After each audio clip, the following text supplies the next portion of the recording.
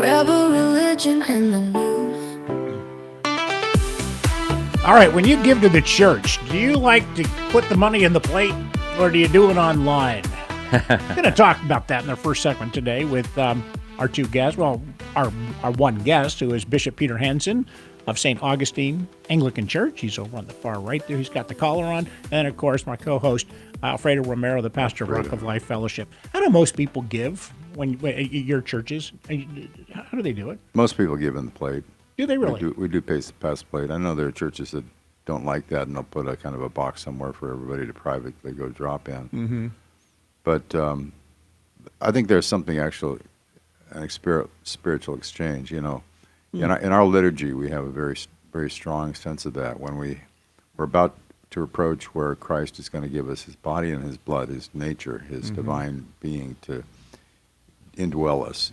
See that any way you like, but basically, He's giving Himself to us in the most profound and intimate way that He can for our benefit. Mm-hmm. But in exchange for that, you know, we are to give Him, be a living sacrifice, lay ourselves out on the line and put ourselves there. We can talk that, but you make it real with your substance. You know, you do it. It's not like we give money to get God like a purchase. Mm-hmm. But what is money? Money is just a symbol for value. You know, I spend my life doing such and such, for which I get paid, and the pay supplies for all of our needs and buys the house and gets the car and gets the kids to school.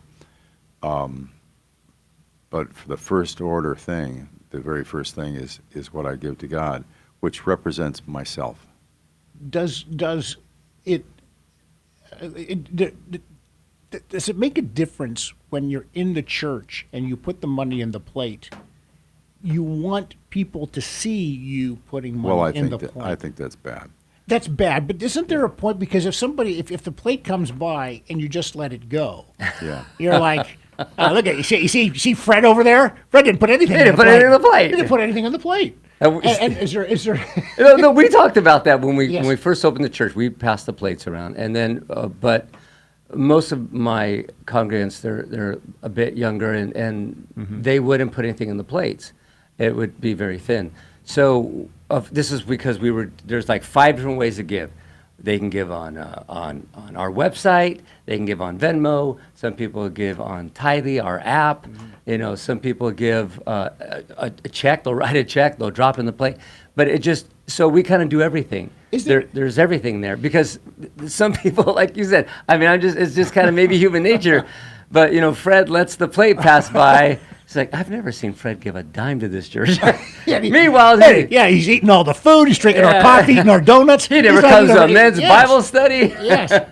We've got several people who send in by payroll deduction. You know, they set it up with their payroll, so we get a check in the mail. Yes. That's still very much as welcome as putting on the plate. And some people do give by credit card. I would think it would be maybe an advantage for a church if people did just automatically tithe. You know, I do that some with a couple of churches, and you know, so it comes out, and wouldn't that be beneficial to the church to say, okay, we know that Fred is going to give, you know, $200 a month. You know, Betsy Lou is going to give 250 a month. Jerry's going to give, $5. Just teasing, but we can count on that $5 from Jerry every month. But you know what I'm saying is there a certain advantage to knowing when you're setting up your system at the what you have and what you're not going to have for the month, to know ahead of time what's going to be there? Very, very definitely. I mean, we have a pledge drive that we have in the fall. Right. So people, it's not a legal obligation, but they've stated their intention next year to give so much a month or so much a week or so much in the year, but they'll give it at different times of the month. Some people give it first of the month and that's it. You know, I don't expect more from them. Yeah. I think there's also the tradition of seeing the plate going around. I like seeing the plate go around. Well, it comes up to me, you know, at the altar, and I bless it, and it's set aside. You know, we don't worship the money, but we receive it as the representation of everybody here is giving their hearts, minds, souls, and bodies to Christ. So when they receive Him, it's a free exchange. God Right. gives us it all, and we give Him all. Yeah, amen.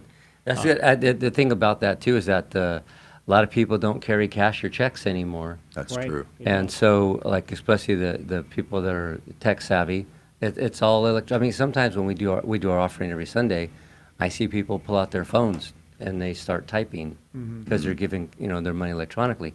But we receive it all different ways. We still have people mailing a check, dropping a check. We have baskets, and there's a lock box and the way out. There's all different types of forms of money that comes in. There are times when, I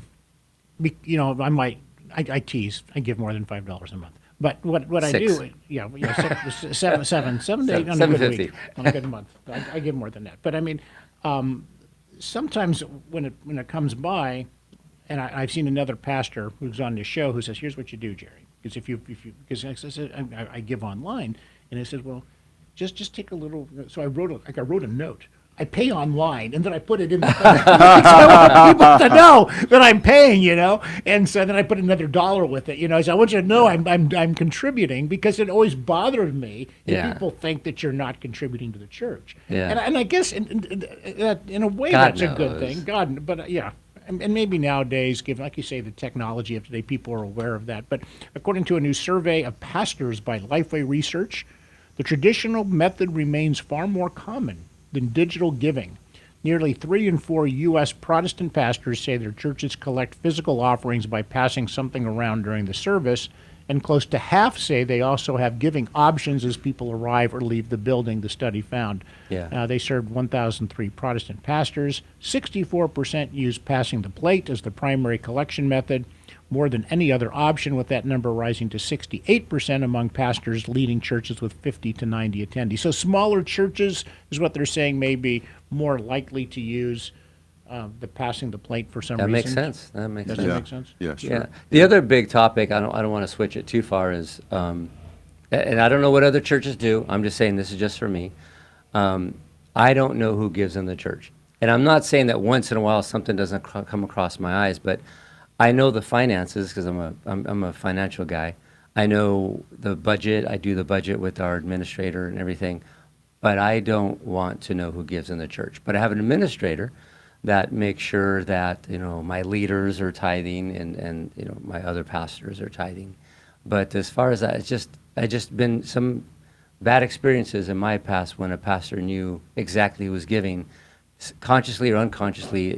It made a difference. I'm not saying all of them, the very few out there, but I choose not to know who gives. I would think that if you knew somebody was giving really a lot of money to the church, they would take a higher priority than somebody who doesn't give as much. I mean, that's what you're saying, but even though that might not be the case, you don't want people to think that might be the case. I had that bad experience, yeah, in a church once. St. James in his epistle said, watch out for that. Don't be a respecter of persons, and don't do for the rich guy better than you do. Now, that admonition can be carried out whether you know it or you don't know it.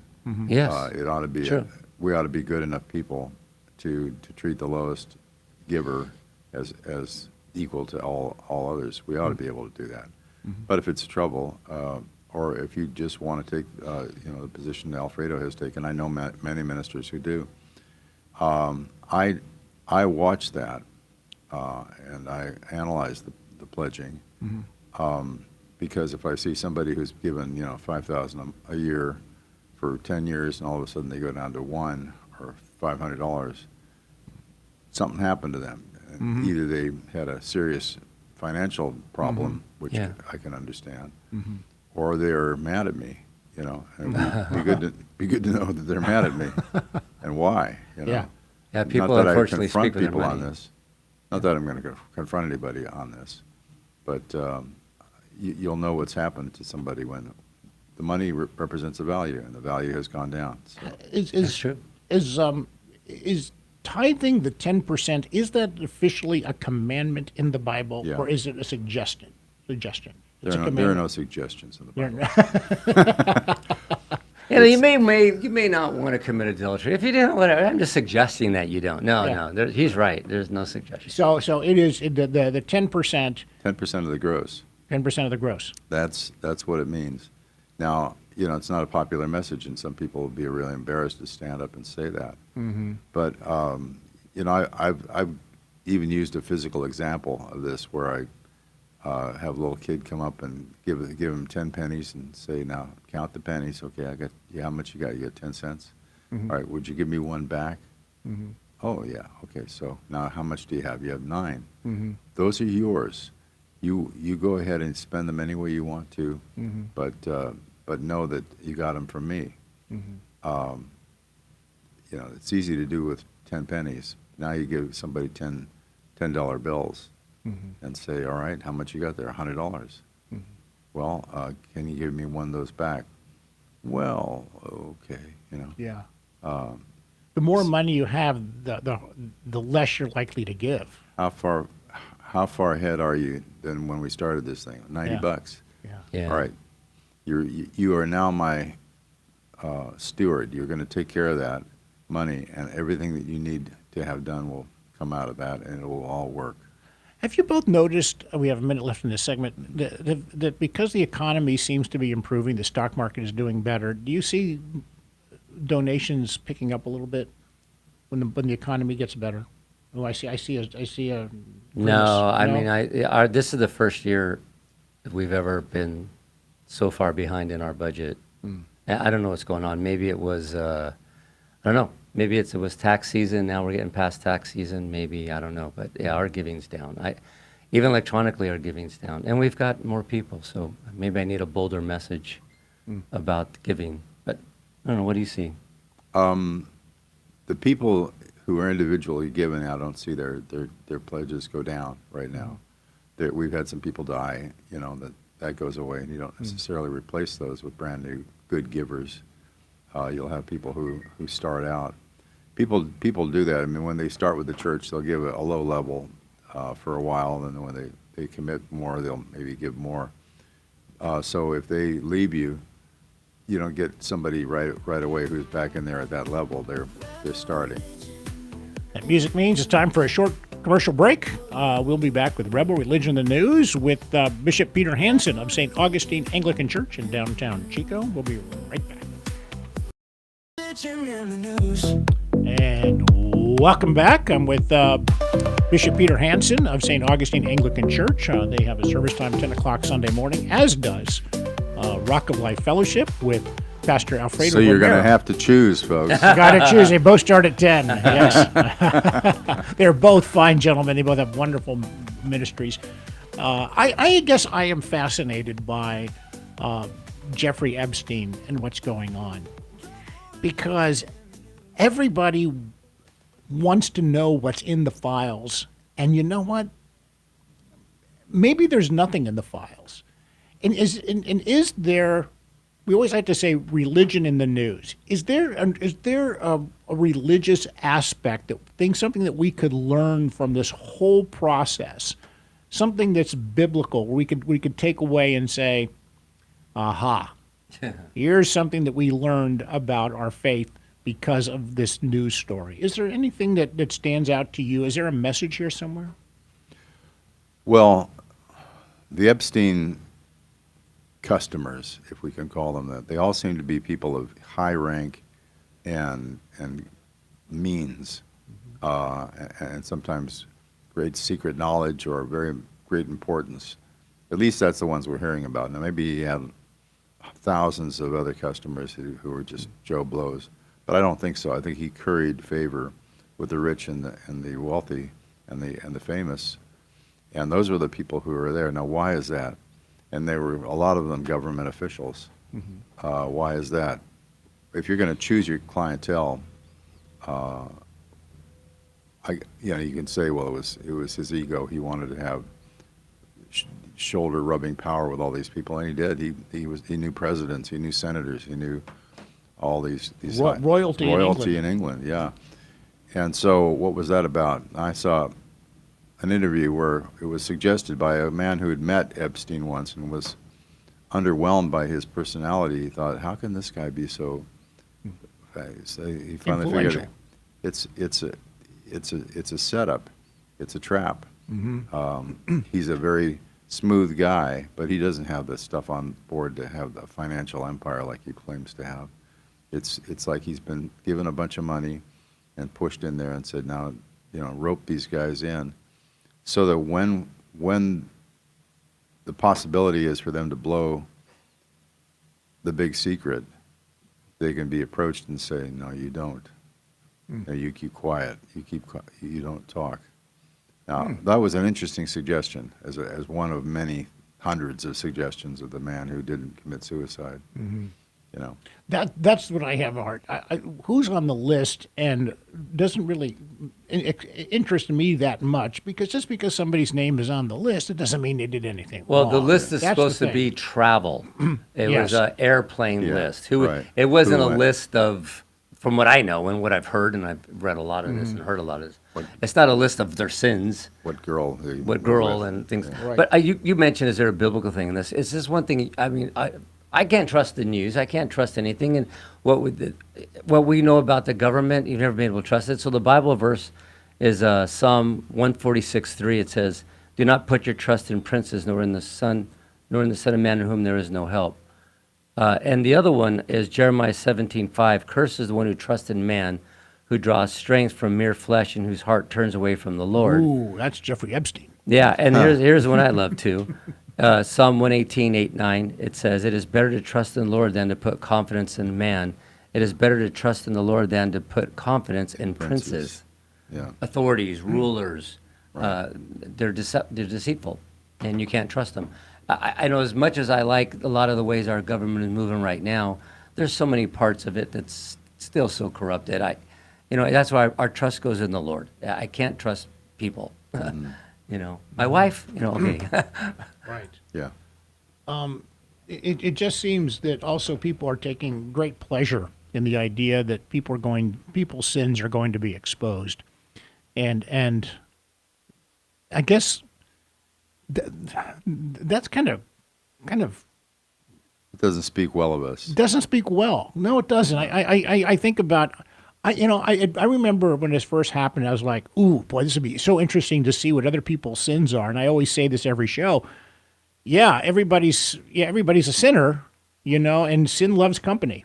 We say that a lot. Everybody likes to, if you're a sinner, you like to know that there's somebody else who's a bigger sinner than you are. That's why the devil invented reality TV. Yeah. Didn't he, though? Just watching somebody else sin it's like watching a train wreck. And then I think we said it earlier. You watch those kind of shows where people are just sinning, fornicating, adulterating, evilness everywhere, and then they just go, my life isn't so bad. Yeah. I'm actually pretty good. At least I'm not him. I'm not them. I'm not them, but I've got my problems, but I'm not doing what they're doing. was But I'm watching it. We're Yeah. watching it. Yes. But I'm having a great time watching it. Yes. Yeah. But relishing in other people's sin is probably a sin in itself, is it not? I don't know whether it is or it isn't, but sometimes maybe God sits up there and he's like, what are you people doing? doing? What are you thinking? I'm sure he's done that with me, and in my younger days, even in my older days, he's done me. What are you doing? What are you doing? I mean, I don't think he takes any pleasure in it like we do, and I think that's the difference. Sure. Yeah. Sure. It breaks his heart. We're kind of beating around the bush, but we're talking about sexual sin, and it is it's pretty clear that in the Old Testament, that was an area where God had particular problems with us. Our sexual sins were going to break his heart, going to trouble the waters, going to break the mold. The Hebrews are not an ascetic people. They were not told that sex is bad. They were told it must stay within these boundaries, these definitions, and then it's good. It's perfectly wonderful. Then a man who has a bride, he's lucky, and a girl who has children, she's blessed. But not if you go outside those boundaries. They were taught with very, very clear teaching. Yeah. And then if you didn't do that, or even idolatry was condemned and compared to a woman who's sleeping around, or a guy who's going off after other girls. So the sexual union between man and woman was meant to be symbolic of something we were having with God. and he really wanted to keep that pure. Is it worse now than it was during biblical times? Or these same type of things happen? The debauchery that we see now with some of these rap artists and the debauchery we see, and presume we can't say that for sure with Epstein. I don't know, we haven't seen any evidence of it, but other than people talking about it. But did that kind of thing take place in the Bible as well? I mean, I certainly did with Herod, didn't it? The moral life of America right now is bad in the sense that kids not married have sex at early age and continuously until they decide to maybe legitimize the children and get married. You know, it's a sad pattern. It's upside down. Certainly, in that way, we're much more immoral. If you had young people back in the 8th century BC who crossed the line before marriage, and it was found out, they were in big trouble. You know, today we rejoice in it. You know, we're so happy that you found somebody. You know.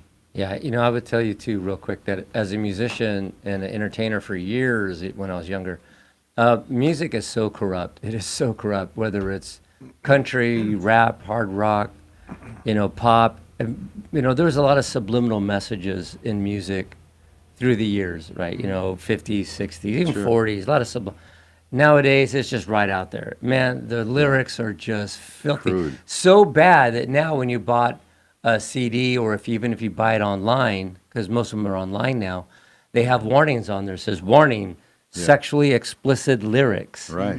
You know, and so when you mention music, yeah, it's in all kinds of music.